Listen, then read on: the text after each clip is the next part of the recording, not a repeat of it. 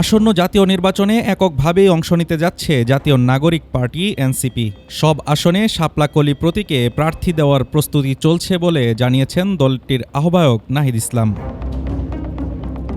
নাহিদ বলেন, আমরা এককভাবে নির্বাচনের প্রস্তুতি নিচ্ছি। শাপলা কলির জন্য সব আসনে প্রার্থী চূড়ান্ত করছি। তবে যদি কোনো দল আমাদের জুলাই সনদ বা সংস্কারের দাবিতে ঐক্য প্রকাশ করে, তখন জোটের বিষয়টি বিবেচনা করা যেতে পারে। ফ্যাসিবাদ বিরোধী ও গণতন্ত্র প্রতিষ্ঠার লড়াইয়ে বিএনপির চেয়ারপারসন খালেদা জিয়ার ভূমিকার প্রশংসা করে নাহিদ ইসলাম বলেন, সেসব আসনে হয়তো এনসিপি প্রার্থী দেবে না, যেগুলো খালেদা জিয়ার জন্য মনোনীত থাকবে। নাহিদ ইসলাম আরও বলেন, আমরা চাই খেটে খাওয়া মানুষ, এলাকার শিক্ষক, ইমাম বা যাদের গ্রহণযোগ্যতা আছে তারা জনপ্রতিনিধি হয়ে উঠুক। টাকার রাজনীতি আর গডফাদার সংস্কৃতিকে আমরা চ্যালেঞ্জ করতে চাই। এনসিপির আরেক নেতা নাসির উদ্দিন পাটোয়ারি জানিয়েছেন, 15 নভেম্বরের মধ্যে দলের প্রাথমিক প্রার্থী তালিকা প্রকাশ করা হবে। শাপলাকলি প্রতীকে নির্বাচনে অংশ নিতে ইতিমধ্যে মাঠে নেমেছে এনসিপি।